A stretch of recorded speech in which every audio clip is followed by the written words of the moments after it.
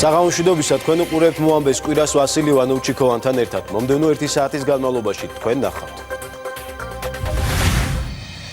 საქართველოს კონსტიტუცია ყველაზე მასშტაბური ცვლილებების მოლოდინში, რომელი ინიციატივები იწვევს აზრთა სხვადასხვაობას. პრეზიდენტის ვეტოთი გაუცებული მართველი გუნდი გაიზიარებს თუ არა პარლამენტი გიორგი მარგველაშვილის მოტივირებულ შენიშვნებს. პირველი ოფიციალური განკარგულებები და კონტაქტები იცვლება თუ არა მსოფლიოში პოლიტიკური წესრიგი დონალდ ტრამპის პირველი სამუშაო კვირა და სატელეფონო საუბარი ვლადიმერ პუტინთან. ხალხთა ავტოკადარბენა თბილისიდან ლუქსემბურგამდე. ფირზე აღბეჭდილი პირველი ავტორბოლა, რომელშიც ქალები მონაწილეობდნენ, ქალი ოპერატორის მიერ გადაღებული უნიკალური საარქივო მასალა. ამერიკის კინოაკადემიის 99 დაჯილდოების ნომინანტები, როგორ აფასებენ ოსკარზე წარდგენილ ნამუშევრებს კინომცოდნეები. კიდევ ერთხელ მოგესალმებით. საქართველოს კონსტიტუცია მასშტაბური ცვლილებების მოლოდინშია. წარმომადგენლობითი კომისია თემატურ ჯგუფებში ცვლილებების სხვადასხვა ინიციატივაზე მსჯელობს. საბოლოო დოკუმენტის მოსამზადებლად კიდევ 2 თვეა წინ, თუმცა უკვე ჩანს იმის ნიშნები, რომ გადაწყვეტილების მიღება კომისია შეიძლება საკმაოდ გაუჭირდეს. ქართულ ოცნებას კომისიაში და პარლამენტშიც უმრავლესობა ყავს, მაგრამ სადაო საკითხებზე აზრთა სხვადასხვაობა ამ უმრავლესობაშიც არსებობს, რომ აღარაფერი თქვათ კომისიის დანარჩენ საპარლამენტო თუ არასაპარლამენტო წევრებზე. შორინა ხვიჩიას რეპორტაჟი. საკონსტიტუციო კომისიის პირველი შეხვედრის შემდეგ 1 თვეზე მეტი გავიდა. მაშინ კონსტიტუცია და კომისია 4 ნაწილად გაიყო და თემატური ჯგუფები მუშაობას 21 იანვრიდან შეუდგნენ. თითოეული ჯგუფი კონსტიტუციის სხვადასხვა თავს განიხილავს. წევრები კი საკუთარ წინადადებებს წარმოადგენენ. საქართველოში პირველად ხდება, როდესაც ასეთი ფართო ჩართულობით ხდება საკონსტიტუციო კომისიის მუშაობა. ფართო ჩართულობით კომისია მუშაობა დიდი ენთუზიაზმით დაიწყო. მართველი გუნდიც და კომისიის თავმჯდომარეც ამბობდნენ, რომ წინასწარი დათქმების გარეშე ერთვებიან საქმეში და გადაწყვეტილებას მხოლოდ საერთო შეთანხმებით მიიღებენ. ოპოზიცია და არასამთავრობო სექტორი თავიდანვე აცხადებს, რომ მათთვის მთავარი საკითხი საარჩევნო სისტემაა. ეს არის ის უმნიშვნელოვანესი საკითხი, რომელსაც ჩვენ დავაყენებთ სამუშაო ჯგუფის ფორმატში.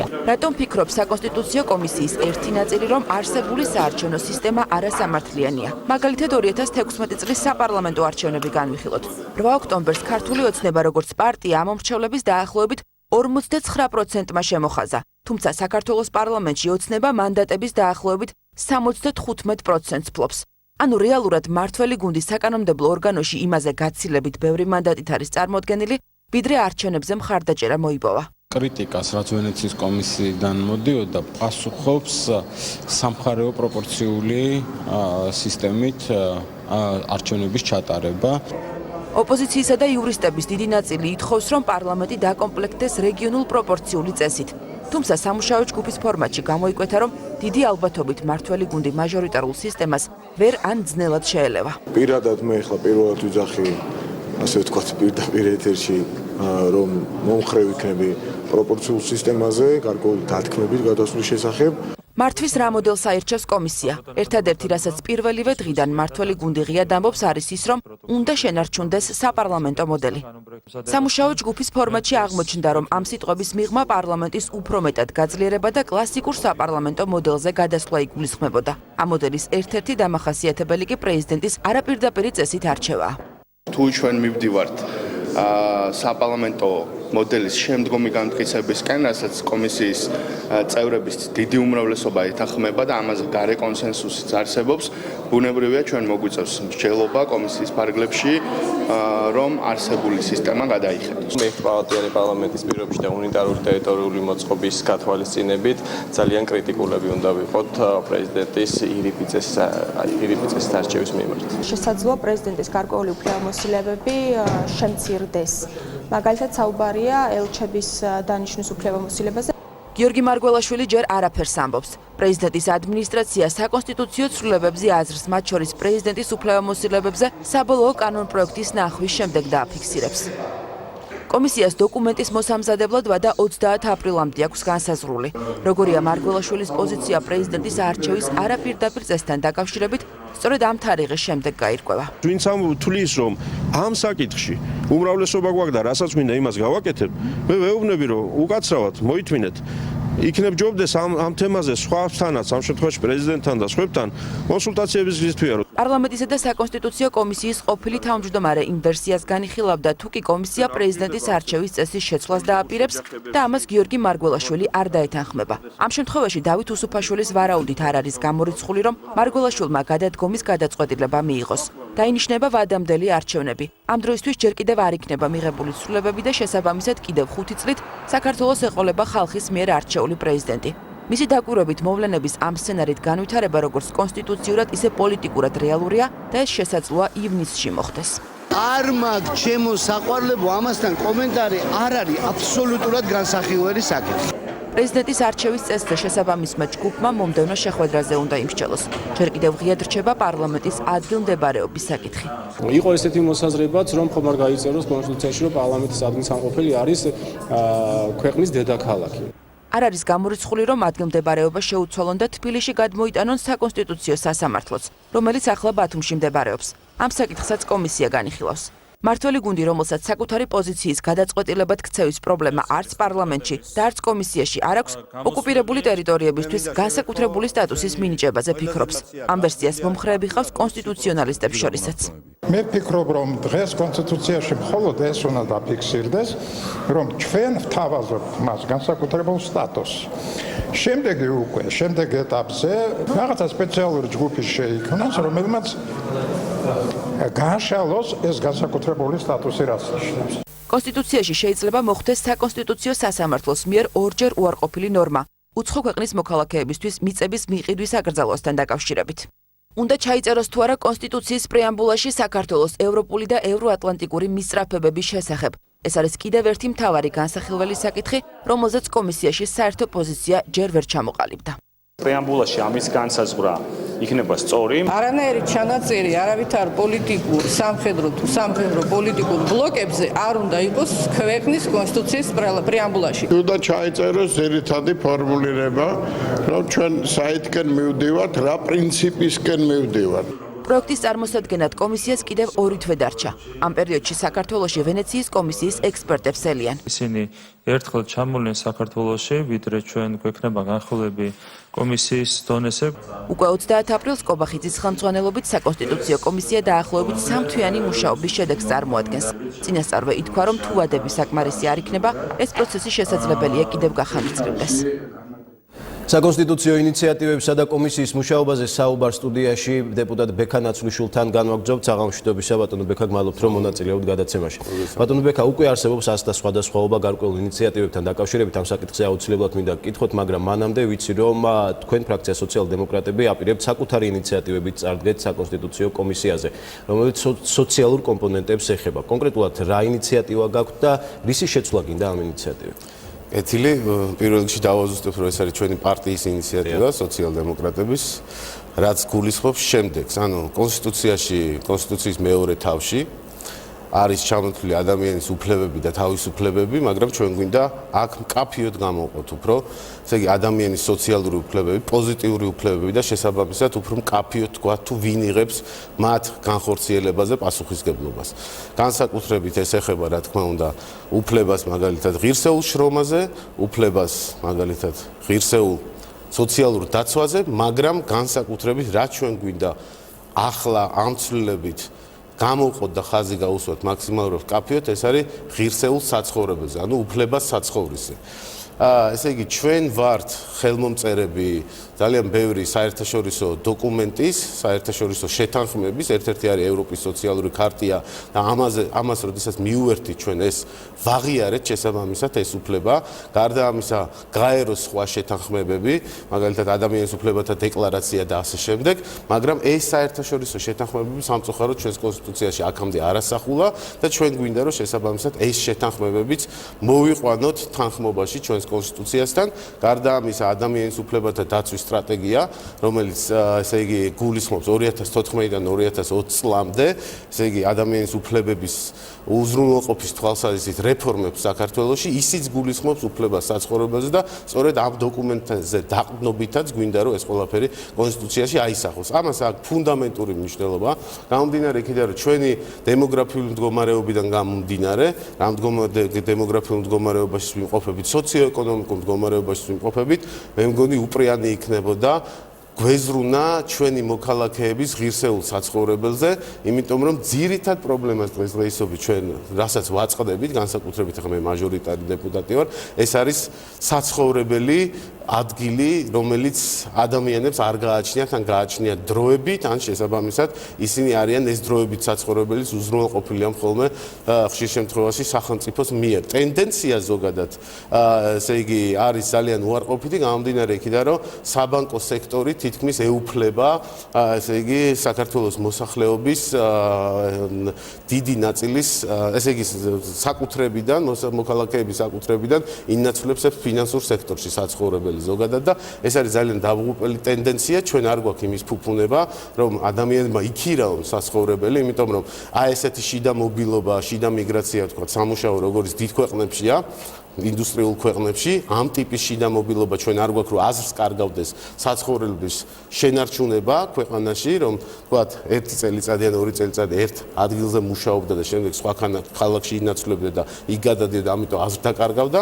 ამიტომ ამას აქვს როგორც სოციოეკონომიკური, ისე დემოგრაფიული, ისე სოციალური განზომილება ზოგადად და მიმაჩნია, რომ სახელმწიფომ შესაბამისი პოლიტიკა უნდა შეიმუშაოს ამ მიმართულებით. გარკვეული თვალსაზრისით ის უნდა გახდეს სტიმულატორი ამ პროცესებისა, რომ გინდაც იგივე ფინანსურ სექტორთან შეთანხმებით, გინდა დეველოპერებთან შეთანხმებით და ასე შემდეგ, რომ ის გახდეს ამ საცხოვრებლის პოლიტიკის თავარი მამოძრავებელი და ეს უნდა ჩაიწეროს ზუსტად კონსტიტუციაში, რომ ჩაიწერება შემდეგ პოლიტიკის მოძებნა რა გზებით უნდა განხორციელდეს, რა თქმა უნდა ეს გახდება უკვე ვალდებულება. რაც შეეხება ზოგადად, ესე იგი, გადასახადებს, თქვენ იცით, რომ ესე იგი, წინა ხელისუფლების დროს, ან ნაციონალური მოძრაობის დროს გაჩნდა ესეთი აბსურდული ესე იგი, მოცემულობა და ჩანაწერი კონსტიტუციაში, რომლის მიხედვითაც მთავრობას არ აქვს უფლება, რომ გადასახადები ან შეცვალოს, ან გაზარდოს, ანუ გაზრდის მიმართულებით ცვლის უფლება არ აქვს. შესაბამისად, ეს უნდა მოხდეს მხოლოდ და მხოლოდ რეფერენდუმით. ვერც ერთ კონსტიტუციას ვერ დამისახელებთ, სადაც ეს ჩანაწერი ზოგადად კონსტიტუციაში არსებობს. აქედან გამომდინარე, პარლამენტს თავისი პირველი ესე იგი, თავარი უფლებამოსილება და ვალდებულება, რომ ფისკალური პოლიტიკა განსაზღვროს და ესე იგი, შეიმუშაოს, აქვს მთლიანად წართმეული, რაც ნიშნავს, რომ პარლამენტი არის გარკვეული თვალსაზრისით თავისი უფლებამოსილებების ნახევარი თითქმის ჩამორთმეული აქვს. აქედან გამომდინარე, ჩვენ გვინდა, რომ ეს უფლება პარლამენტს აღუდგინოთ და გარდა ამისა არათუ ვთქვათ, გადასახადების გაზრდა, როგორც ესეთი რეფერენდუმით არ უნდა იყოს განსაზღვრული, არამედ ზოგადად თუ ჩვენ დავიბრუნებთ გადასახადების ცვლილების შესაძლებლობას, რა თქმა უნდა, შეგვეძლოს შემდეგ მომავალში გვეფიქრა პროგრესულ გადასახადზე, რაც ნიშნავს, ვთქვათ, უფრო მაღალშემოსავლენები დაიბეგრონ საშემოსავლო თვალსაზრისით, უფრო მაღალი განაკვეთით და დაბალშემოსავლენები უფრო შესაბამისად დაბალი განაკვეთით, რაც ძალიან ბევრი კონსტიტუციაში, ძალიან ბევრი დემოკრატიული ქვეყნის, დასავლური ქვეყნის კონსტიტუციაში არის დაფიქსირებული და მე მგონი ჩვენ ამ თვალსაზრისით თუ ამ ცვლილებას განახორციელებთ, უფრო დაუახლოვდებით იგივე დემოკრატიულ ქვეყნებს. ბატონო ბექამ, თქვენ ამ ინიციატივას დააყენებთ საკონსტიტუციო კომისიის წინაშე და ეს ინიციატივები იქნება განხილული. უკვე საკონსტიტუციო კომისიის მონაწილეების მხრიდან ისმის გარკვეული სიფრთხილე და შეშფოთება იმის თაობაზე, თუ როგორ მუშაობს საკონსტიტუციო კომისია. მაგალითად, ანა ნაცვლიშვილი აცხადებს, რომ ნებისმიერი ჯგუფის მუშაობის პროცესში უნდა არსებობდეს კონცეპტუალური შეთანხმება, რომ ჯგუფის წევრებს მეტნაკლებად ერთი ხედვა ჰქონდათ და მერე უნდა წარიმართოს განხილვა მუხლობრივად. კომისია კი ახლა პირიქით მუშაობს. შალვა შავგულიძეს მიაჩნია, რომ საკონსტიტუციო კომისიის შექმნა არის პრეზიდენტის ინსტიტუტის გაკონტროლების მიზანი. თქვენ როგორ ფიქრობთ, რამდენად სწორად არის განსაზღვრული საკონსტიტუციო კომისიის მუშაობის ფორმატი? რამდენად გაუადვილდება ამ კომისიას კონკრეტული გადაწყვეტილების მიღება და ხომ არ მოხდება ისე, წარსულში გვახსოვს, რომ საკონსტიტუციო კომისიის მუშაობა არაფრით დასრულებულა? მე ეხლა თუ ამ ფორმატზეა საუბარი, შესაბამისად სიმართლე რო გითხრათ, მე თვითონ არ ვარ საკონსტიტუციო კომისიის წევრი და არ ვიცნობ რა ფორმატით მუშაობს. მე ვიცი, რომ იქ არის მაქსიმალურად ფართო სპექტრი წარმოდგენილი, ესე იგი, იმ ადამიანებისა, რომლებსაც პრეტენზია აქვთ, რომ შეუძლიათ კვალიფიციურად იმსჯელონ კონსტიტუციაზე და კონსტიტუციის რეფორმაზე. აქედან გამომდინარე, ფორმაზე მე ვერაფერს ვერ გეტყვით. თუ გნება ვთქვათ კონკრეტულ საკითხებთან დაკავშირებით, შემიძლია ჩემი აზრი გამოთქვა, იმიტომ რადგან ფორმაც არ ვიცნობ იქ როგორ მიდის თვითონ პროცესი, ამიტომ ამაზე ვერაფერს ვერ გეტყვით. ერთ-ერთი მიმართულება ეხება, რომ საქართველოს აუცილებლად უნდა გადავიდეს წმინდა საპარლამენტო რესპუბლიკის მოდელზე, რომელიც გულისხმობს პრეზიდენტის არაპირდაპირ არჩევითობას. დღეს კი მართველი გუნდი ვერ თანხმდება იმაზე, თუ როგორ უნდა ავირჩიოთ თავად პარლამენტი.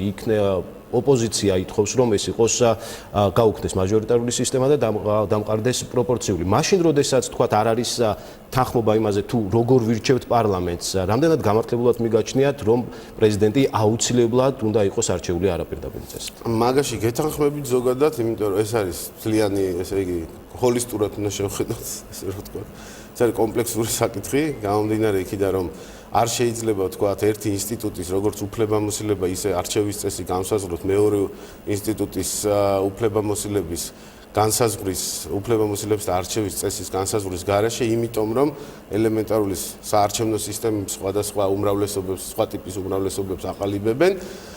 მაგრამ ზოგადად შეგვიძლია აგრეთვე ცალ-ცალკე განვიხილოთ, მაგრამ ჩვენ უფრო მოდელებს უნდა შევხედოთ ამ შემთხვევაში, თუ საპარლამენტო მოდელი იქნება, რა თქმა უნდა, უმჯობესი იქნება და ზოგადად 100-ია მიღებული, გააჩნია რასიზმ საპარლამენტო, წმინდა საპარლამენტო რესპუბლიკებში, რა თქმა უნდა, პარლამენტი ირჩევს თვითონ პრეზიდენტს, არაპირდაპირი არჩევა ხდება, ან შესაბამისად არსებობს რაღაცა ინსტიტუციური მოდელი, რომლის საფუძველზეც მაგალითად არა მხოლოდ ესე იგი ნაციონალური პარლამენტი, არამედ ადგილობრივი ხელისუფლებების წარმომადგენლების მონაწილეობენ პრეზიდენტის არჩევაში და ესეც გარკვეული თვალსაზრისით არაპირდაპირია, იმიტომ რომ თვითონ პირდაპირ, ესე იგი ამომრჩეველების ასარჩევად პრეზიდენტის ესე საკითხი არ დგას, ხო?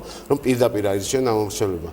მაგრამ ეს არის დროს ესე იგი შევთანხმდებით ზოგადად მოდელზე, იქნება წმინდა საპარლამენტო თუ ისევ დავრჩებით ახლა როგორც ესე იგი ნახევრად საპრეზიდენტო და ნახევრად საპარლამენტო მოდელზე, აქ აზრები იყოფა რომელია დღევანდელი მოდელი, ხო? მაშინ შესაბამისად ამას აზრი არ აქვს. ამაზე ჯერჯელობას, მაგრამ თუ გადავწყვეტ, რომ ჩვენ ვიქნებით საპარლამენტო რესპუბლიკა, მაშინ უპრიანი იქნებოდა, რა თქმა უნდა, რომ პირდაპირ აგვერჩია, გამომდინარე იქიდან, რომ უფრო ესე იგი ჰარმონიული იქნებოდა შესაბამისად გადაწყვეტილებების მიღება, ეს ერთი და მეორე უფრო ესე იგი პასუხისმგებელი პირის საკითხი, თუ კარგთა, ამა თუ იმ კარგ თუ ცუდ გადაწყვეტილებაზე უფრო მკაფიო გახდებოდა, თუ ვინ იყო ამ გადაწყვეტილებაზე პასუხისმგებელი. აქედან გამომდინარე და პასუხით შესაბამისად უფრო მარტივად მოეთხოვებოდა აი პოლიტიკურ გუნდს, რომელიც ამ გადაწყვეტილებას მიიღებდა.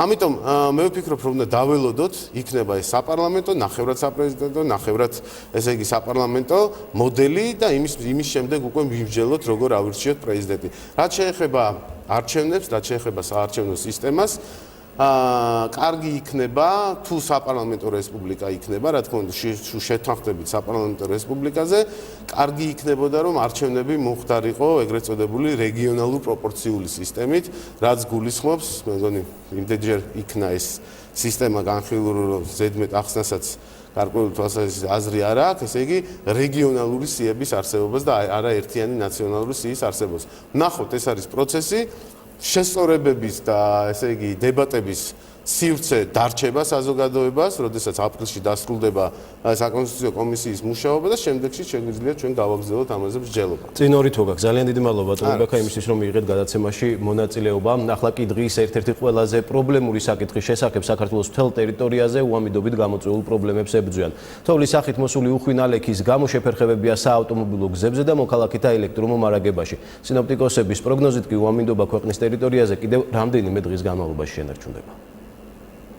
რამდენიმე დღიანმა ინტენსიურმა თოვამ პრობლემები შექმნა საქართველოს რეგიონებში. თოვლის საფარმა ბათუმში 9 მეტრს მიაღწია. იმის მიუხედავად, რომ ინტენსიურად მიმდინარეობს გაწმენდითი სამუშაოები, ადგილობრივების განცხადებით ქალაქში ტრანსპორტის მოძრაობა მაინც შეფერხებულია. თოვლმა ბულვარში ხეები და მწვანე ნარგავებიც დააზიანა. სპეციალური სამსახურები საგანგებო რეჟიმში მუშაობენ. სინოპტიკოსების პროგნოზი კი ასეთია. თოვა კიდევ 3 დღეს გაგრძელდება. პრობლემები რაღაცა ალბათ გამოიწვია, მაგრამ მადლობა უმერს მიდის. ტექნიკა მუშაობს და წმინდა როგორც ხედავთ. მაქსიმალურად ხედავთ ალბათ ქალაქის ცენტრალური ქუჩები, რომელიც მნიშვნელოვანია ქალაქის ფუნქციონირებისათვის, ავტოტრანსპორტის მოძრაობისათვის, მუნიციპალური ავტოტრანსპორტის მოძრაობისათვის, მაღაზიების, პურის ქარხნებიდან მომარაგებისათვის. ყველა გზა გახსნილი იქნა და მომარაგების თვალსაზრისით პრობლემა არ არის. საშტორმო მდგომარეობა შავი ზღვის აკვატორიაში, სადაც 4-ხბალიანი შტორმი დაფიქსირდა და სინოპტიკოსების ვარაუდით თუ თოვა გაგრძელდა, შესაძლოა შტორმის სიმძლავრე მოიმატოს. თოვისა და უხვი ნალექის გამო პრობლემები შეიქმნა ქუთაისშიც. დაბალი ტემპერატურისა და მოყივნის საფრთხის გამო სპეციალური სამსახურები გზებზე მარილს მთელი დღის განმავლობაში ყრიდნენ. დღეს დილით კი კოპიტნანის აეროპორტში ვერ შესრულდა ქუთაისი-მილანის რეისი. ფრენა სავარაუდოდ ხვალისთვის გადაიდო. ავიაკომპანიამ მგზავრები ეტაპობრივად სასტუმროში გადაიყვანა.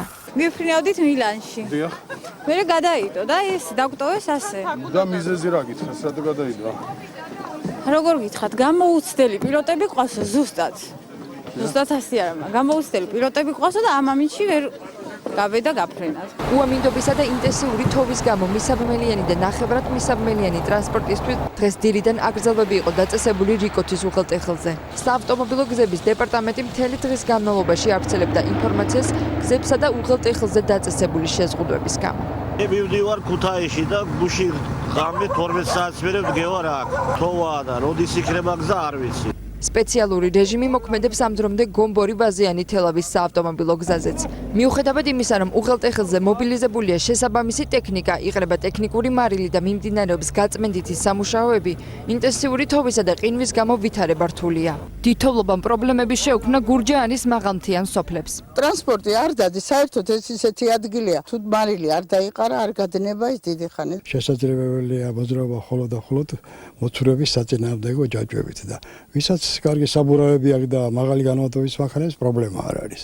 ინტენსიურმა თოვამ შეფერხება და პრობლემები გამოიწვია ოზურგეთშიც, სადაც რამდენიმე სოფელს ელექტროენერგია არ მიეწოდებოდა. ამ დროისთვის ენერგიის მიწოდება აღუდგა სოფლებს ხვარბეთი, ნატანები და სოფელი ოზურგეთი. თუმცა შეზღუდვებია შრომისა და კონჭკათის ადმინისტრაციულ ერთეულებში.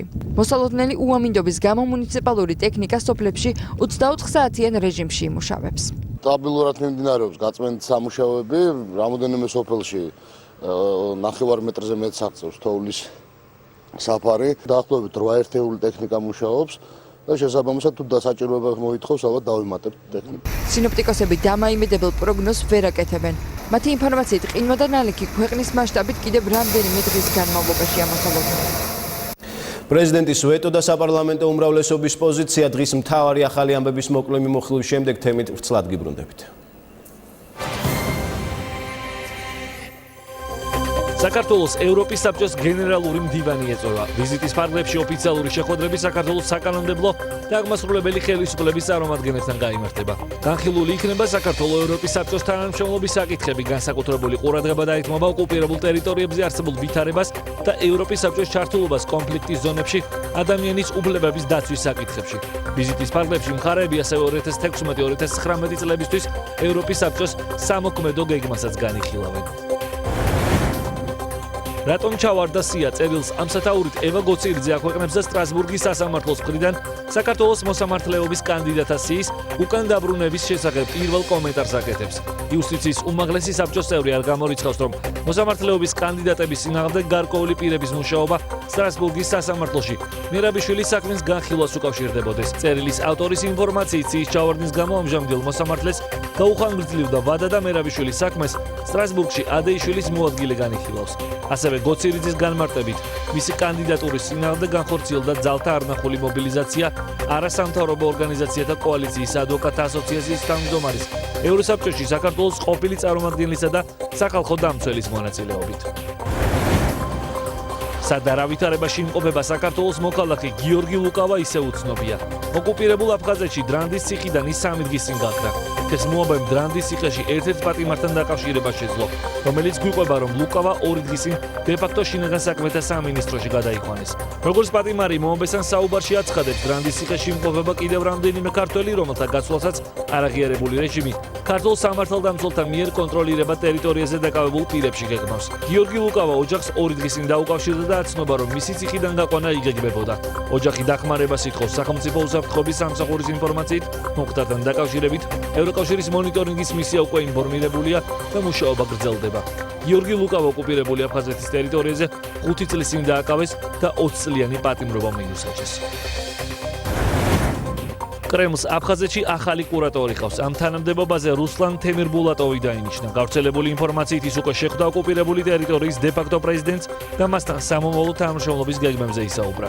პარალელურად კი დე-ფაქტო რეჟიმი სასაზღვრო გამოშვები პუნქტების დახურვისთვის ემზადება. ვრცელდება ცნობა, რომ ამ დროისთვის მოქმედი 4 პუნქტიდან ფუნქციონირებას მხოლოდ 2 გააგრძელებს. თემას უკვე მოხდა პროტესტი მოსახლეობაში.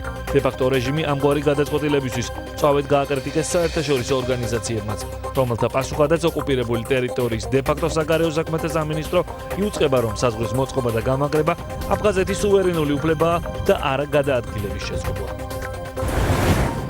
საპროტესტო მსვლელობა თბილისში მეტალურგთა მეშახტეთა და ქიმიურ მრეწველობაში დასაქმებულთა პროფკავშირის წევრებმა და სტუდენტური მოძრაობამ მწვანე-მუშის წარმომადგენლებმა აქცია ჟვანიეს მოედანზე გამართეს და საქართველოს ბანკის ცენტრალურ ფილიალთან მსვლელობით დაასრულეს. შეკრებილები რუსთავის აზოტის 350 თანამშრომლის სამსახურიდან გათავისუფლებას აპროტესტებენ.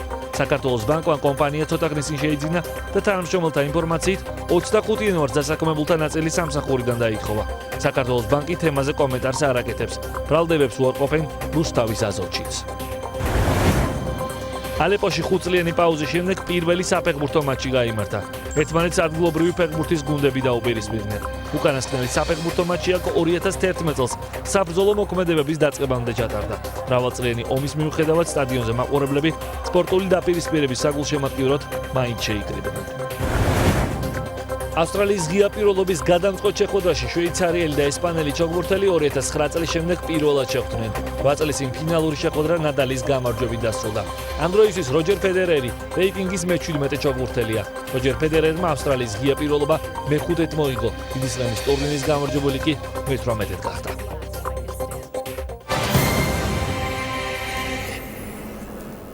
პრეზიდენტის გადაწყვეტილებებით გაუცებული მართველი გუნდი გასული კვირის განმავლობაში გიორგი მარგველაშვილმა კონსტიტუციით მინიჭებული უფლებამოსილებით ორჯერ ისარგებლა. ქართული ოცნების წარმომადგენლებისთვის ორივე შემთხვევა შეიძლება ითქვას მოულოდნელი აღმოჩნდა.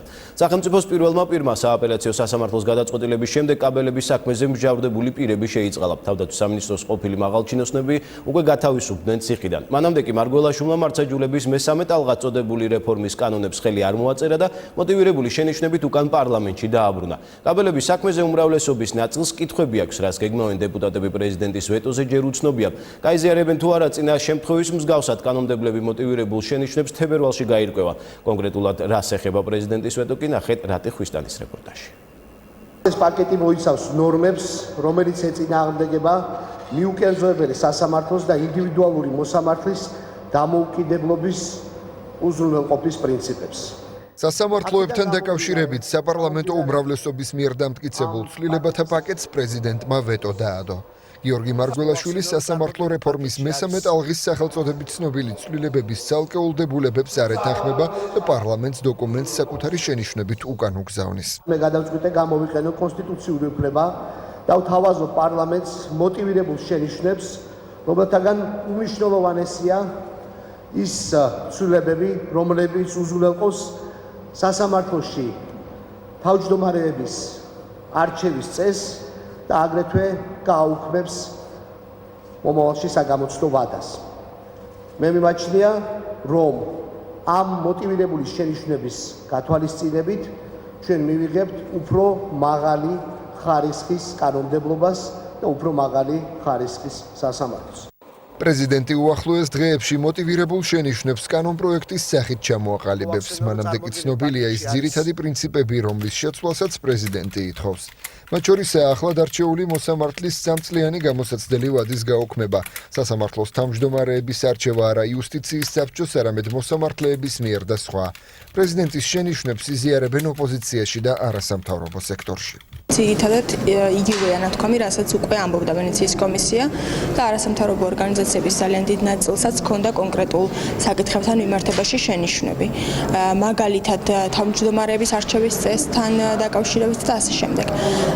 ძალიან მნიშვნელოვანია, რომ ეს ვეტო და მოტივირებული შენიშვნები არსებითი განხილვის საგანი გახდეს პარლამენტში და ავტომატურად არ იყოს მიღებული გადაწყვეტილება მისი გვერდზე გადადების შესახებ. ჩვენ მოხარული ვართ, რომ პრეზიდენტის დონეზე მოხდა ამ ეტაპზე თქვათ წინააღმდეგობა იმდენად რამდენადაც შენიშვნები პრინციპულად არის დასაბუთებული განსაკუთრებით იმ ნაწილში სადაც საუბარია მოსამართლეების გამოსაცდელ ვადაზე, ანუ უვადოთ დასანიშნო მოსამართლეების გამოსაცდელ ვადაზე. ხელისუფლებამ სასამართლო სისტემის რეფორმის მესამე ტალღაზე მუშაობა 2014 წელს დაიწყო.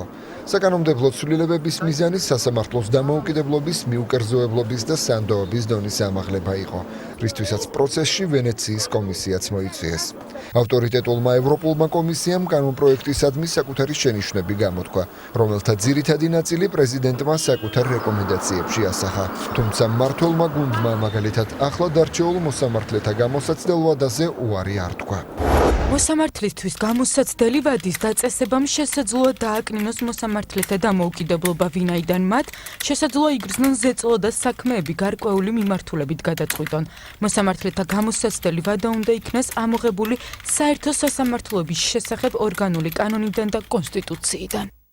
პრეზიდენტის კრიტიკას ადგილობრივი და საერთაშორისო ორგანიზაციები ასევე მმართველი გუნდის გარდა სრული პოლიტიკური სპექტრი იზიარებს, თუმცა საპარლამენტო უმრავლესობისთვის პრეზიდენტის ვეტო მაინც გაუგებარი აღმოჩნდა. პარლამენტმა შეძლო კომპრომისული და დემოკრატიული განვითარებისთვის კარგი გადაწყვეტილების მიღება ამ ფონზე, ეს ვეტო არის ჩემთვის ცოტა გაუგებარი. კრიტიკის გარდა სასამართლო სისტემის ცვლილებათა პაკეტში არის საკითხები, რომლებიც წინ გადადგმულ ნაბიჯად მიიჩნევა. განსაკუთრებული მოწონების საგანია ცვლილება, რომელიც სასამართლოებში საქმეების ელექტრონული განაწილების წესის შემოღებას ითვალისწინებს. ასევე ახალი კანონით კონკრეტდება მოსამართლეთა თანამდებობაზე გამწესების კრიტერიუმი, თუმცა შენიშვნები მაინც მრავლად რჩება. გაითვალისწინებს თუ არა უმრავლესობა ამჯერად პრეზიდენტის რეკომენდაციებს, რომლებიც მარგველაშვილის თქმით ვენეციის კომისიის რეკომენდაციებთან სრულთან ხვედრაშია, თებერვლის დასაწყისში გაირკვევა, როდესაც დეპუტატები პრეზიდენტის მიერ შეთავაზებულ შესწორებებს უყრიან კენჭს. არც ერთი წინააღმდეგი გიორგი მარგველაშვილმა ვეტოს უფლება უკვე მეხუთედ გამოიყენა. წინა 4 შემთხვევიდან კი პრეზიდენტის შენიშვნები პარლამენტმა მხოლოდ ერთხელ გაიზიარა. გასული წლის მაისში პრეზიდენტმა საკუთარი მოტივირებული შენიშვნები საკონსტიტუციო სასამართლოს შესახებ ცვლილებების პროექტზე გამოთქვა. მანამდე გიორგი მარგველაშვილმა ვეტოსთან დაკავშირებით კონსულტაცია ვენეციის კომისიასთან გაიარა. საბოლოოდ პარლამენტმა პრეზიდენტის რეკომენდაციები გაითვალისწინა და მის მიერ შესწორებულ კანონპროექტს დაუჭირა მხარი. პირველი ოფიციალური განკარგულებები და კონტაქტები იცვლება თუ არა მსოფლიო პოლიტიკური წესრიგი. ექსპერტები დონალდ ტრამპის პოლიტიკურ ნაბიჯებს აქტიურად აკვირდებიან. ვლადიმერ პუტინთან გამართული სატელეფონო საუბრის შემდეგ პრეზიდენტები პირისპირ შეხვედრის ორგანიზებაზე თანხმდებიან. რა სიახლეები შეიძლება მოყვეს ვაშინგტონი მოსკოვის ურთიერთობას ახალი ადმინისტრაციის პირობებში ჯერ უცნობია, თუმცა საშინაო და სავაჭრო საკითხებში 45 პრეზიდენტის პირველი განკარგულებები საკმაოდ რეზონანსული გამოდგა. დონალდ ტრამპის პირველი სამუშაო კვირის შედეგი ნახეთ თამთა რუხაძის რეპორტაჟში. პრეზიდენტობის 7 დღე და 1 კალმით შეცვლილი მსოფლიო პოლიტიკური რეალობა. დონალდ ტრამპმა ბიბლიიდან ხელი აიღო თუ არა, ოვალურ კაბინეტში შებრუნდა და ობამას მემკვიდრეობის განადგურება დაიწყო. პირველი ხელმოწერით მან ეგრეთ წოდებული ობამა-ქერის შეცვლის განკარგულება გასცა. აღმოჩნდა, რომ პრეზიდენტი ტრამპი არც ისე რადიკალურად განსხვავდება კანდიდატი ტრამპისგან, რისი მოლოდინიც გარდამავალ პერიოდში მედიასა და მსოფლიო ლიდერებს ჰქონდათ. ჩემი აზრით, ის ცდილობს თავისი კამპანიის დაპირებები რეალობად აქციეს. კანდიდატის სტატუსით ის უფრო ხისტი იყო. ახლა ცდილობს არც ძალიან განსხვავდებოდეს კანდიდატი ტრამპისგან და არც ისეთივე ხისტი იყოს. ამან დააბნია მედიას, რომელსაც ძალიან უჭირს მისი ციტირება. ტრამპის გადაწყვეტილებით ამერიკა ტრანსწყნარი ოკეანის ხელშეკრულებიდან გამოდის. პრეზიდენტი ამბობს, რომ მას არ სჭირდება ეს ხელშეკრულება და ყველა ქვეყანასთან ინდივიდუალურად შეძლებს მოლაპარაკებას. ექსპერტები ამბობენ, რომ ეს არც ისე ხისტი გადაწყვეტილებაა, რადგან კონგრესი ისედაც განიხილავდა ამ ხელშეკრულების სარგებლიანობას და ის არც დემოკრატიულ პარტიაში მოსწონდათ. ტრანსწყნარი ოკეანის შეთანხმება უკვე მკვდარი იყო. საპრეზიდენტო კამპანიის დროსაც კი ორივე კანდიდატი მის წინააღმდეგ გამოდიოდა. ეს შეთანხმება აღარც კონგრესში აინტერესებდათ უკვე. ასე რომ ტრამპის ეს ნაბიჯი არც თუ პოპულისტურია ვიდრე ხისტი. A nation without borders is not a nation. ამბობს, რომ ქვეყანა საზღვრების გარეშე სახელმწიფო არ არის. ამიტომ პრეზიდენტი ტრამპი, ისევე როგორც პრეზიდენტობის კანდიდატი ტრამპი აპირებდა მექსიკასთან კედლის აშენებას გეგმავს. მისი გეგმით ფული მექსიკას უნდა გადაეხადა. მეზობელი ქვეყნიდან მას უთხრეს, რომ მექსიკას კედლების არ სჯერა და არც ერთი თეთრის დახარჯვას აპირებს ამისთვის. პასუხი კი ამერიკიდან მექსიკისა და ამერიკის პრეზიდენტებს შორის შეხვედრის ჩაშლა იყო. ტრამპს ალტერნატიული გეგმაც აქვს იმ შემთხვევაში, თუ მექსიკა ფულს არ გადაიხდის, ის აპირებს, რომ მექსიკიდან იმპორტირებულ საქონელზე გადასახადი 20%-ით გაზარდოს და ამ თანხით ააშენოს გამყოფი კედელი. მექსიკის ექსპორტის 80% შეერთებულ შტატებზე მოდის. ამ გადასახადის დაწესება კი ქვეყანას ეკონომიკური კრიზისის რისკის ქვეშ აყენებს. ექსპერტები ამბობენ, რომ ეს ბიზნესმენების აჯანყებას გამოიწვევს სწორედ იმ ბიზნესმენების, რომლებიც პოლიტიკაში საკმაოდ დიდი გავლენით სარგებლობენ. ჩემი აზრით, ამ გადაწყვეტილების სისრულეში მოყვანით, ჩვენ მივიღებთ ბიზნეს ლიდერებს, რომლებიც ხმას აუცილებლად ამოიღებენ. 20%-იანი ტარიფის დაწესება ნიშნავს, რომ სინამდვილეში არა მექსიკა იხდის კედლის აფასურს, არამედ ამერიკელი მომხმარებლები, რომელთაც მთელი რიგი საქონელი ამ ტარიფის გაზრდის გამო გაუძვირდებათ. მექსიკური საქონელის გაძვირების გამო კი ამერიკის შეერთებულ შტატებში ამ საქონელის მოხმარება შემცირდება. იმპორტის ტარიფი რიგ ამერიკულ კომპანიებსაც დააზარალებს, რადგანაც მექსიკური იმპორტის 40% მექსიკაში ამერიკული კომპანიების მიერ წარმოებული პროდუქცია. ჯერჯერობით არავინ იცის აშენდება თუ არა დაპირებული კედელი და ვინ გადაიხდის ამისთვის ფულს. ვიდრე ეს საკითხი მოგვარდება ემიგრაციასთან ბრძოლას ამერიკის ახალი პრეზიდენტი სხვა მეთოდებითაც ცდილობს. მან ხელი მოაწერა განკარგულებას და ამერიკაში ლტოლვილთა მიღების პროგრამა 120 დღით შეაჩერა. სირიელი დევნილების მიღება კი განუსაზღვრელი ვადით. 7 მუსლიმური ქვეყნის მოქალაქეებს ამერიკაში შესვლა ეკრძალებათ. საზღვრებზე უკვე რიგი დგას. ადამიანებს, რომლებსაც მოწესრიგებული საბუთები აქვთ, ქვეყანაში არ უშვებენ. Really seems to be limited. რეალურად ამ სიაში მოხდა ის ქვეყნები, რომლებსაც წლების განმავლობაში ამერიკა ბომბავდა. არსებობენ სხვა ქვეყნებიც, რომლებიც პოტენციური რისკის ჯგუფში არიან, თუმცა ისინი ამ სიაში ვერ მოხვდნენ. შესაბამისად, მრჩევლობაში დავეჭდილება, რომ ეს უსაფრთხოების კუთხით კი არ გეცდება, არამედ არის მკვეთრი გამოხატულება ქსენოფობიის და იმის, რომ ჩვენზე სუსტების დაჩაგვრა შეგვიძლია.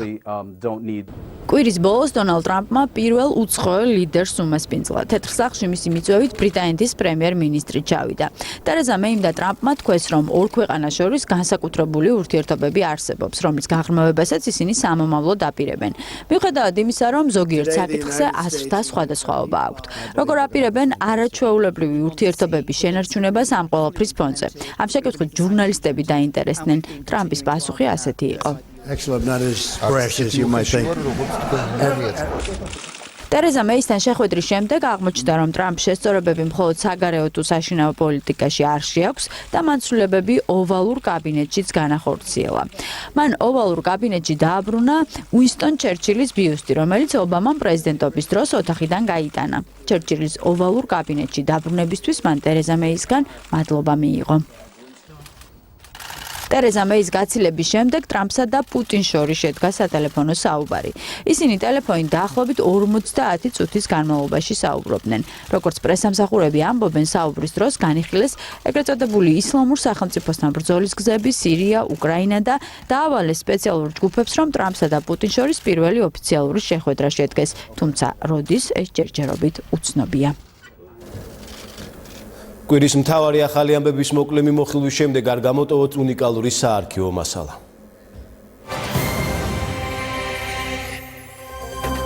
ადამიანის უფლებათა ევროპულ სასამართლოში კანდიდატების შესარჩევად ქართულ მხარეს ხელახალი კონკურსის გამოცხადება მოუწევს. ჯერ კიდევ 1 წლის წინ შერჩეული 3 კანდიდატიდან ერთ-ერთი ევროპის საბჭოს მოსამართლეების არჩევის კომიტეტს გასულ კვირას უნდა დაემტკიცებინა. თუმცა საკმარისი ხმები ვერც ერთმა მათგანმა ვერ მიიღო. სტრასბურგის ადამიანის უფლებათა ევროპული სასამართლოს მოსამართლედ საქართველოდან გიორგი ბადაშვილი, ევა გოცირიძე და ალექსანდრე ბარამიძე იყვნენ წარდგენილები. ისინი იუსტიციის მინისტრის ხელმძღვანელობით შექმნილმა ქართულმა სამთავრობო კომისიამ გასაუბრების შედეგად შეარჩია. სტრასბურგის ადამიანის უფლებათა სასამართლოში წარდგენილი კანდიდატურების კენჭისხრა უკვე მესამედ ვერ შედგა. 11-დღიანი პატიმრობა დასრულდა. კიევში დაკავებული გიორგი ცერცოძე გაათავისუფლეს. თუმცა საექსტრადაციო წარმოება გრძელდება, რის გამოც ვიცე-პოლკოვნიკი გარკვეული პერიოდით უკრაინას ვერ დატოვებს. წინასწარი დაკავების იზოლატორიდან გაშვების მიუხედავად, ოფიციალური თბილისი უკრაინის სამართალდამცავ უწყებებთან აქტიურ კომუნიკაციას განაგრძობს, რათა რუსეთში ცერცოძის ექსტრადაცია არ მოხდეს. რუსული მხარის მოთხოვნით ინტერპოლის მიერ ძებნილი ვიცე-პოლკოვნიკი მოსკოვის მიერ წარდგენილ ბრალდებას ეხმაურება და მისი დაკავების მოთხოვნას რუსეთ-საქართველოს და რუსეთ-უკრაინის ომებში მონაწილეობას უკავშირებს. რამდენიმე თვიანი პაუზის შემდეგ მონეტარული პოლიტიკა ისევ მკაცრდება. გასულ კვირას რეფინანსირების განაკვეთი 0.25 მიასედით გაიზარდა. რაც იმას ნიშნავს, რომ რეფინანსირებაზე მიბმული სესხების ფლობელებს საპროცენტო განაკვეთი მოემატებათ. ლარის გაუფასურების და აქციზის გადასახადის მატების გამო ეროვნული ბანკი სამომხმარებლო პროდუქტების გაძვირებას პროგნოზირებს. სწორედ ეს გარემოება სახელდება დღევანდელი გადაწყვეტილების მიზეზად. რეფინანსირების განაკვეთის კიდევ უფრო გაზრდის შემთხვევაში ექსპერტების ნაწილი ეროვნული ვალუტის კურსის დასტაბილურებას ელოდება. პრეზიდენტის ყოველწლიური საპარლამენტო გამოსვლა გადაიდება. ამჯერად ინიციატორი თავად გიორგი მარგველაშვილია. საპარლამენტო მდივნის განმარტებით სახელმწიფოს მეთაურის საკანონმდებლო ორგანოს სავარაუდოდ მარტში მიმართავს. მიზეზად პრეზიდენტის დღის წესრიგი და ახალი მოწვევის პარლამენტში მისი 2 თვის წინანდელი გამოსვლა სახელდება. რეგლამენტის მიხედვით დეპუტატები სახელმწიფოს მეთაურის მოხსენებას საგაზაფხულო სესიის პირველ კვირაში ისმენენ. საქართველოს ოლიმპიური კომიტეტის ახლად არჩეულ პრეზიდენტს უფლებამოსილება დროებით შეუჩერეს. მიზეზი დეკემბერში გამართულ არჩევნებში დამარცხებული ირაკლი მეძმარიაშვილის არჩეულია, რომელშიც პრეზიდენტობის ყოფილი კანდიდატი დელეგატების რეგისტრაციის წესს აპროტესტებს. საქალაქო სასამართლომ შუალედური გადაწყვეტილება მიიღო, რაც იმას ნიშნავს, რომ კომიტეტში არჩევნებამდე არსებული სტატუს-კვო დაბრუნდა. ყოფილი კონკურენტის საჩივარი მოულოდნელი აღმოჩნდა ხაბელოვისთვის, რომელიც 23 დეკემბერს ოლიმპიური კომიტეტის პირველ პირად მეორე ვადით აირჩიეს. ეგრეთ წოდებული კაბელების საქმეში 5 მსჯავრდებული პრეზიდენტმა შეიწყალა. მათ ციხე-შეწყალებიდან რამდენიმე საათში დატოვეს. დაგრძელდება თუ არა ეგრეთ წოდებული კაბელების საქმეზე სამართლებრივი დავა სტრასბურგში, ეს ახლა უზენაესი სასამართლოს გადაწყვეტილებაზეა დამოკიდებული. პრეზიდენტის მიერ შეწყალებული თავდაცვის სამინისტროს ყოფილი მაღალჩინოსნები ამბობენ, რომ საკუთარ სიმართლეს დაამტკიცებენ. ბრძოლის სამართლებრივად გაგრძელების აუცილებლობაზე საუბრობენ მესამე სექტორშიც. პრეზიდენტის გადაწყვეტილებასა და გახმაურებული საქმის მონაწილეთა საპატიმროდან გამოსვლას არაერთგვაროვანი შეფასებები მოყვა პოლიტიკურ სპექტრში. რუსეთიდან მოსალოდნელ საშიშროებაზეა საუბარი ახალ სამთავრობო დადგენილებაში. ოფიციალური თბილისი მთავარ კიბერსაფრთხეთ რუსეთს მიიჩნევს. უკვე მზად არის კიბერუსაფრთხოების 2017-2018 წლების ეროვნული სტრატეგია, რომლის ერთი ნაწილი რუსული სპეცსამსახურების კიბერსადაზვერო საქმიანობას და ორგანიზებულ კიბერშეტევებს ეხება. დოკუმენტის მიხედვით 2008 წლის ომის შემდეგ საფრთხის დონე გაზრდილია. მოსკოვის ერთ-ერთი მთავარი მიზანი კი ანტიდასავლური პროპაგანდის ხელშეწყობაა, რისთვისაც კიბერსაშუალებებსაც იყენებს. თავის დროზე რუსული კიბერშეტევების მსხვერპლი საქართველოს გარდა მსოფლიოს რამდენიმე ქვეყანაც გახდა.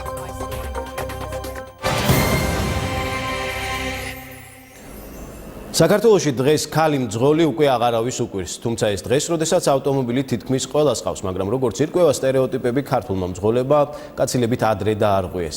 ქეთი ბერაიამ ფირზე აღბეჭდილი ავტორბოლის ამსახველ პირველ მასალას მიაკვლია, რომელშიც ქალები მონაწილეობდნენ და თანაც ეს მასალა გასული საუკუნის დასაწყისში ქალი ოპერატორის გადაღებულია.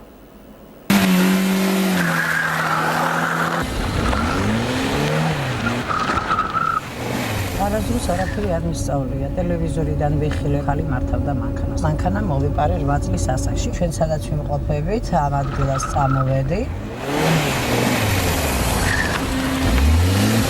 მეძებდა რა თქმა უნდა მთელი პოლიცია, მშობლები, მაგრამ 4 საათი სანამ მე მართლა არ ვისწავლე. აი, უკუთისულებით რვიანს რო ვწერდი ისე, მანამ არ წავსულვარ საათში. მას შემდეგ თითქმის 52 წელია მანქანას მართავს, როგორც თავადყვება 11 წლის ასაკში ჩელიაბინსკშიც მოახერხა ჩასვლა. კარტა ვიყიდე, ტრასების კარტა, ჩემი ძმის მანქანით წავედი. თავს პროფესიონალურ რბოლელად არ მიიჩნევს, თუმცა ამბობს, რომ 32 ქვეყანაში გამართულ ავტორბოლაში აქვს მონაწილეობა მიღებული. მანქანის მართვას ახლა სხვებს ასწავლის და ეს მისი რიგით 71 მანქანაა. 60 წლის ასაკში კი მადრიდში გეგმავს წასვლას ღონისძიებაზე, სადაც რეკორდის მოხსნას აპირებს. ასეთი დიდი მოედანი იქნება, სადაც ბრბოლა ტარდება. მანქანა დამხვდება იქ, რა თქმა უნდა, 2 ბორბლით. 4-ვე ბორბლით არა. 2 ბორბლით, 1 გაზის კონტროლს მიცემა და მეტი უკვე 2 ბორბლით დადის ჩემი მანქანა. 10 ჯერ კროგი უნდა გავაკეთო, რომელიც, რა ვიცი, ჯერ არავინ არ ყოფილა რომ გააკეთა.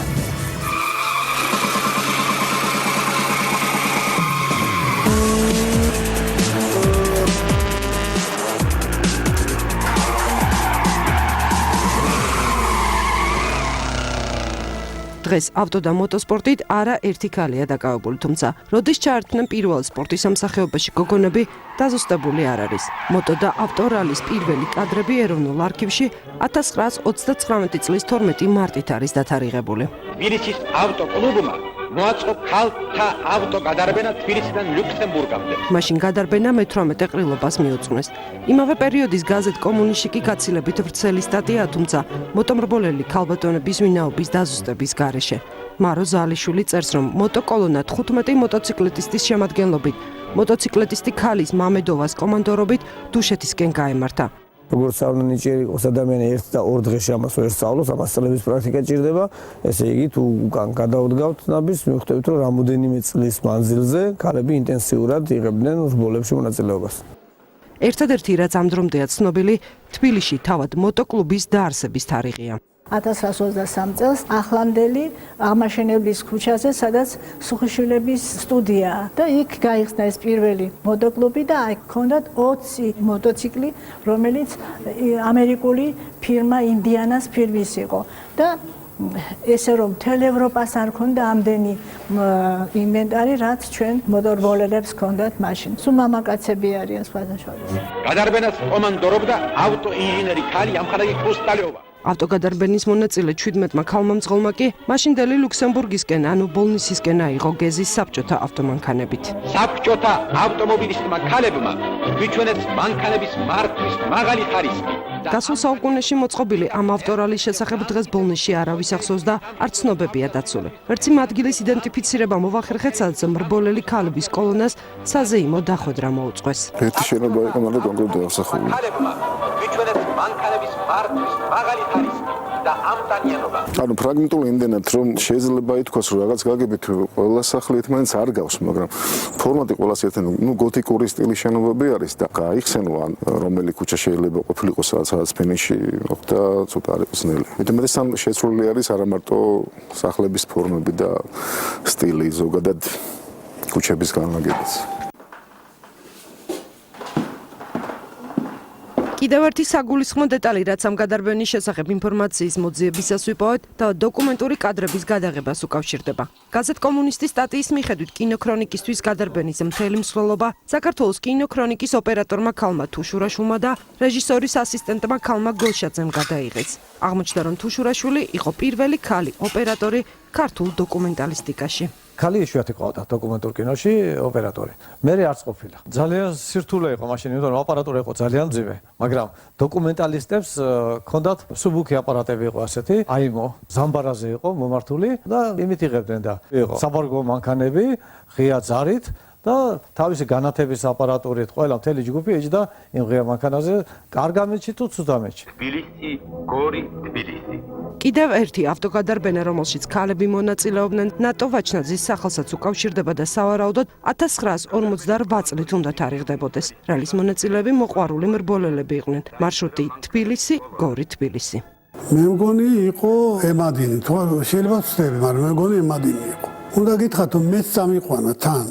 ხო და გორში რო ჩავედით, ძალიან პოპულარული იყო და როცა გადმოვიდა, ძალიან ბევრი ხალხი ესე მიესიენ საბჭოთა სისტემის რაღაცა ის იყო, რომ აი ქალი დღეს ქალი აი ესეთია, რომელიც დება მანქანაში და ნახეთ როგორ კარგად დადის. გასული საუკუნის მასალები ეროვნულ არქივში დაცულია. ბოლო 15 წლის განმავლობაში ავტორბოლის სამსახველი ფოტო, ვიდეო მასალები კი არ იძებნება. რბოლელებს მედიასთან ერთი თხოვნა აქვთ. ხონა იქნება კადრები და ინფორმაცია, რასაც მოიპოვებთ და გააშვებთ გადასცეთ არქივს. ავტომოტოსპორტის შემდეგ, რომლის შემადგენელი ნაწილიცაა მოტობურთი, ცოტაოდენი ფეხბურთის შესახებ. საქართველოს ნაკრებმა ზამთრის შეკრება დაასრულა. დღიანის საწვრთნელ პროცესში 22-მა ფეხბურთელმა მიიღო მონაწილეობა. ვლადიმერ ვაისმა მოთამაშეები ძირითადად ეროვნული ჩემპიონატიდან შეარჩია და ისინი ამხანაგურ შეხვედრებში გამოსცადა. შედეგად ფრე უზბეკეთთან და მარცხი იორდანიასთან, რასაც გულშემატკივრისგან უარყოფითი გამოხმაურება მოყვა. ექსკლუზიური მასალა არაბეთის გაერთიანებული საემიროებიდან, როგორ ჩაიარა ზამთრის შეკრებამ. ლევან ღუდუშაურის რეპორტაჟი. 22 ფეხბურთელი, აქედან მხოლოდ 4 ლეგიონერი. ასეთი შემადგენლობით შეიკრიბა საქართველოს ნაკრები ამხანაგური მატჩებისთვის.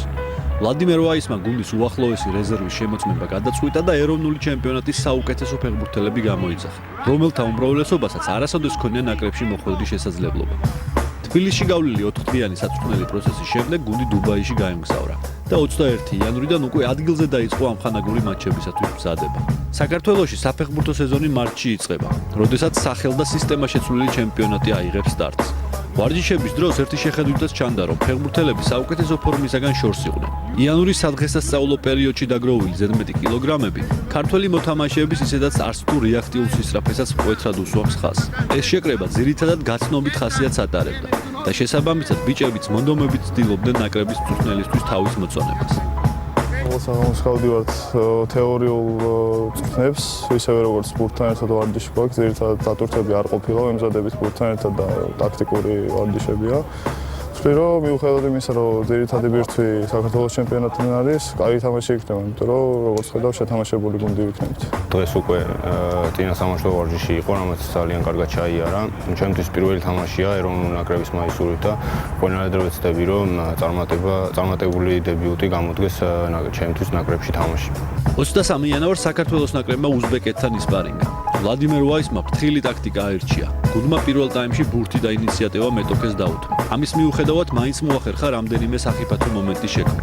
თუმცა საგოლე შანსების რეალიზაცია ისევ ერთ-ერთი მთავარი პრობლემაა. მეტოქეს აშკარა უპირატესობა ჰქონდა სისწრაფესა და შეთამაშებაში. პირველი ტაიმის ბოლო წუთზე საქართველოს ნაკრების კიდევ ერთმა, უკვე ძველმა სენმა შეგვახსენა თავი, უყურადღებობამ, რომელიც უზბეკებმა გამოიყენეს და შესვენებაზე მინიმალური უპირატესობით გავიდნენ. მატჩის მეორე ნახევარში ქართველებმა მოუმატეს. უფრო მობილური და აგრესიული გახდა საყრდენი ნახევარმცველების ტანდემი.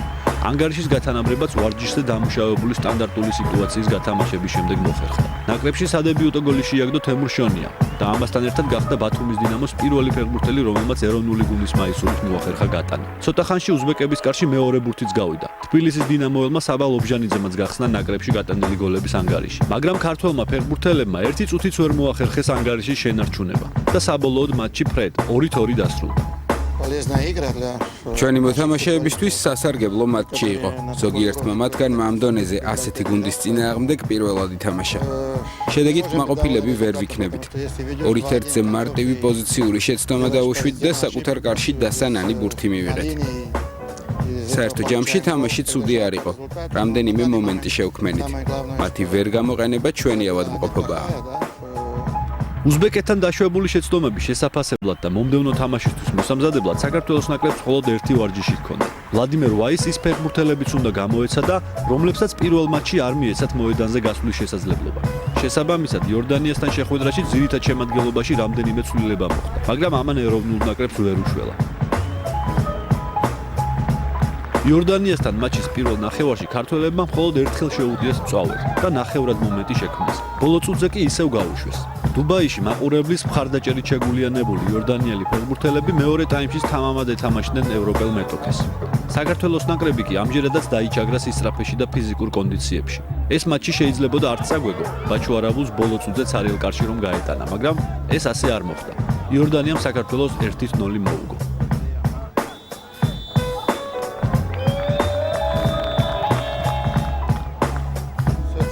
დასკვნების კეთება საჭირო არ არის.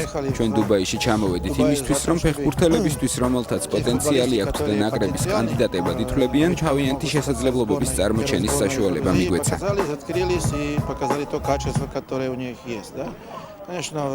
უზბეკეთთან ფრევით თამაშეთ იორდანიის პირველ ნაკრებთან დაუმარცხდით. თამაში რთული და თანაბარი იყო. ორი ეპიზოდი გქონდა და ვერ გამოვიყენეთ. გოლი გავუშვით და წავაგეთ კიდეც.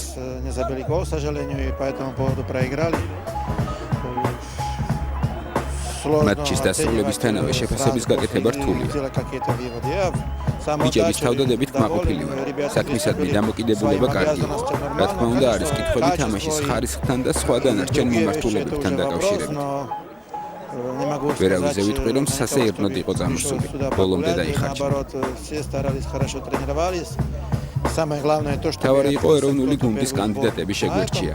ორ-სამ მოთამაშეზე შემიძლია თქვა, რომ მათი თამაში განსაკუთრებულად მომეწონა.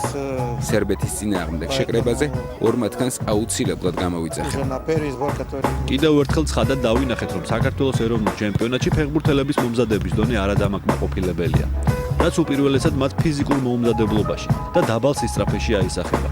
ამ ორ თამაში არც ინდივიდუალური ტექნიკით ვიყავით მაინც და მაინც გამორჩეულები, რაც ოდესღაც ქართული ფეხბურთის მთავარ პლუსად ითვლებოდა. იმედია ჩემპიონატის ახალი სისტემა გაამართლებს და ქართული კლუბებიც უფრო მომზადებულ ფეხბურთელებს გაუშვებენ ნაკრებში, რომელსაც მარტში ოფიციალური თამაშის ჩატარება უწევს სერბეთთან. 26 თებერვალს ამერიკის კინოაკადემია საკუთარ რჩეულებს 99-ად გამოავლენს. ოსკარის სიებცხელება ნომინანტთა სიის გამოქვეყნებით დაიწყო. ყველაზე გამორჩეულ ნომინაციებსა და კინომცოდნეების შეფასებებს მარიკა შალიკაშვილი გაგვაცნობს. Sarah Siddons Award to Miss Eve Haring. 1951 წელს ჯოზეფ მანკიევიჩის ფილმმა ყველაფერი ევას შესახებ ოსკარის ისტორიაში რეკორდი დაამყარა. კინოაკადემიკოსთა გადაწყვეტილებით სურათი 14 კატეგორიაში იქნა ნომინირებული და 6 ოსკარი მოიპოვა. მომდევნო ნახევარი საუკუნის მანძილზე ნომინაციათა შთამბეჭდავ რაოდენობაში მანკიევიჩის სურათს მხოლოდ დეივიდ კამერონის ტიტანიკი გაუტოლდა. 1998 წლის სურათმა 11 ოქროს ქანდაკება მიიღო, რაც საუკეთესო ფილმის კატეგორიაში ჯერ ვერავინ გაიმეორა. 14 ნომინაციით წლების შემდეგ კინოაკადემიის ფავორიტი 32 წლის ამერიკელი რეჟისორის დემიენ შაზელის მიუზიკლი La La Land გახდა. გასული საუკუნეების 50-იანი და 60-იანი წლების სიზმრების ფაბრიკა, სადაც რუტინას და ობივატელურ რეალობას ილუზორული სამყარო ანაცვლებს. ეფემერული სიზმარი და წარსულის ერთგვარი გადაძახილი ოცნებებს გადაჩვეული მაყურებლისთვის განსაკუთრებით დროული გამოდგა. ფილმში პირველი კადრიდან ჩნდება ასოციაციები გოდარის უიკენდთან. ის შემდეგაც შაზალი უკვე ფრანგული ახალი ტალღის კიდევ ერთ წარმომადგენელს, ჟაკ დემის შემოქმედებას მიჰყვება.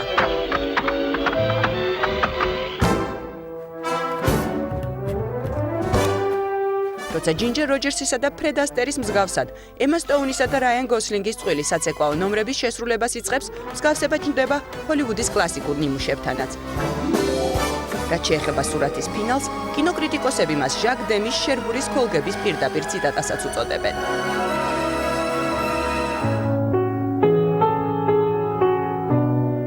დღეს, როდესაც განსაკუთრებით ამერიკული კინო, ხო, ესეთი ტექნოლოგიური ტენდენციების ზეგავლენის ქვეშ არის მოქცეული, სტილი თანდათანობით უფრო და უფრო ძნელი შესარჩუნებელია.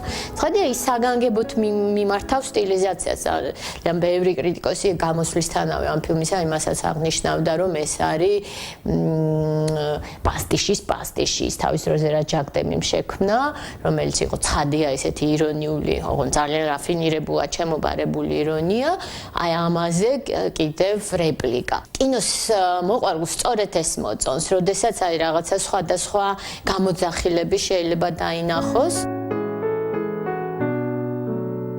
შაზელის მიერ ჰოლივუდისთვის ახსნილმა სიყვარულმა უკვალოდ არ ჩაიარა, თუმცა ოცნებებს მონატრებულ კინოაკადემიკოსებს საუკეთესო ფილმების შერჩევის დროს არც რეალობა დაავიწყებიათ. მათ შორის მკაცრი პოლიტიკური თუ სოციალური გამოწვევები, რომელთა წინაშეც არა მხოლოდ ამერიკა, არამედ მთელი მსოფლიო დგას.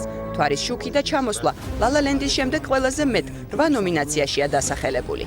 როდესაც ვნახე ფილმი ჩამოსულები, გამიჩნდა მოლოდინი, რომ ალბათ ჰილარი კლინტონი გაიმარჯვებდა. ამ ფილმში იხსნება ეგ თემა, თუ რა შეუძლია ფემინიზმს, რა შეუძლია ქალს სამყაროში რო შეცვალოს და რა შეუძლია მასკულინურ კულტურას სამყაროს ომამდე მიყვანა. სიმბოლურობა ამ ფილმს მაინც არ დაუკარგავს, რადგან ამერიკამ ტრამპი აირჩია და სავარაუდოდ ეს შემრიგებლური ენა სამყაროსა და ამერიკას შორის ალბათ ვეღარ გამოიძებნება და ალბათ კონფლიქტებიც გარდაუვალი იქნება.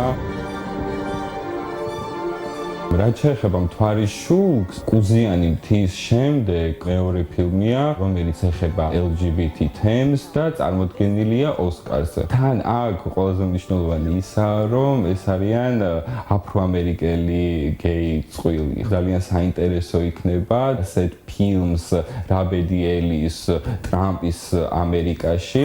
წლის რეჟისორის არჩევისას კინოაკადემიის წევრებმა წინა პლანზე 5 ფილმი და მათი შემქმნელები: დენის ვილნევი, მელ გიბსონი, კენ კენეთ კონერგანი, ბარი ჯენკინსი და დამიენ შაზელი წამოწიეს.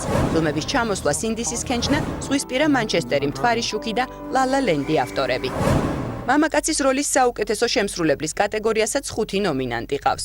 რაიან გოსლინგი, კეისი აფლეკი, დენზელ ვაშინგტონი, ვიგო მორტენსენი და ენდრიუ გარფილდი. მათ შორის ოქროს გლობუსი უკვე აქვთ ლა-ლა ლენდისა და ზღვისპირა მანჩესტერის ვარსკვლავებს. რაც შეეხება ქალის როლის საუკეთესო შესრულებას, ემა სტოუნს, რութ ნეგას, მერილ სტრიპს, ნატალი პორტმანსა და იზაბელ იუპერს შორის კინოკრიტიკოსთა აზრით არჩევანის გაკეთებისას აკადემია საკმაოდ დიდი დილემის წინაშე დადგება. კინომცოდნებმა რო შეაფასონ, უფრო იზაბელ იუპერს ეკუთვნის, იმიტომ რომ ეს არის წარმოიდგინეთ 60 წელს გადაცილებული მსახიობი, რომელიც აბსოლუტურად იგივენაირი სითამამით ანგრევს ყველანაირ კლიშეს და ტაბუს, როგორც ის ამას აკეთებდა 20 წლის წინ. აქ არის კიდევ ერთი ძალიან საინტერესო ინტრიგა. ნატალი პორტმანის ნომინაცია ეხება კენედის ცოლის როლის შესრულებას. დღეს აი ეს პირველი ლედის თემა ამოტივტივდა ამერიკაში. განიხილება მელანია ტრამპი, ობამას ცოლი. აი ხაც ინაუგურაციაზე მელანია ტრამპის იმიჯი ესადაგებოდა კენედის ცოლის იმიჯს და ესეთი პოპულისტური თვალსაზრისით რო შევხედოთ, შესაძლოა ნატალი პორტმანმა მიიღოს. თუ კიდე ძალიან კონსერვატიულები ვიქნებით, მერილ სტრიპ. არავისთვის არ არის საიდუმლო, რომ უკვე 10 წლეულებია კინოაკადემია დემოკრატიული ვექტორის მიმდევარია. ეს აისახება ჰოლივუდის კინოგემოვნებაშიც და იმ ხშირად სკანდალურ განცხადებებშიც, რომლებიც დემონსტრაციებზე და პრესტიჟული თავყრილობების ტრიბუნებიდან თანაბრად ისმის. ბოლო დროს ასეთი იყო მერილ სტრიპის სიტყვა ოქროს გლობუსზე და ჰოლივუდელების მონაწილეობა ქალთა მარშში. ადამიანები შეიძლება უფრო ცნობილი თეორეტიკოსების, პოლიტიკოსების, ანალიტიკოსების აზრს ნაკლებად ისმენდეს. აი ესეთი პოპულარული სახეები და საყვარელი მსახიობები, როდესაც ძალიან მარტივად აწვდიან იმავე შეტყობინებებს ამ საშიშროების შესახებ. მე მგონია, რომ ძალიანაც მნიშვნელოვანია. აი როგორც საბჭოთა კავშირში იყო ცენზურა, გარკვეული შემოქმედებითი სტიმულატორი სინამდვილეში და მთელი ქართული კინოს ეს იგავური ფორმა ჩამოაყალიბა ცენზურამ, ისე შეიძლება აღმოჩნდეს ტრამპის თქვათ ეს ექსტრაორდინარული და პოლიტიკურად არც თუ შესაძლებელი გადაწყვეტილებები რეჟისორებისთვის სტიმულატორი, რომ მათ ბრძოლის ახალი ფორმები ან შემოქმედებითი თქვათ ინსპირაცია მიიღონ მისგან. რადოზით იქნება ტრამპის ამერიკული რეალობა დამოუკიდებელი კინემატოგრაფისტვის შთაგონების წყარო და აქცევს თუ არა კინოენას ბრძოლის მთავარ ინსტრუმენტად, ამას დრო გვიჩვენებს. უახლოეს მომავალში კი ოსკარის დაჯილდოების რიგით 99 ცერემონიას უნდა დაველოდოთ, რომელიც 26 თებერვალს ტრადიციულად ლოს-ანჯელესის დოლბის კინოთეატრში გაიმართება და რამდენიმე მილიარდი მაყურებელი ეყოლება. მოამე კვირას დღეს ამით დასრულებულია. დიდი მადლობა რომ გვიყურებთ. დარჩით საზოგადოებრივზე.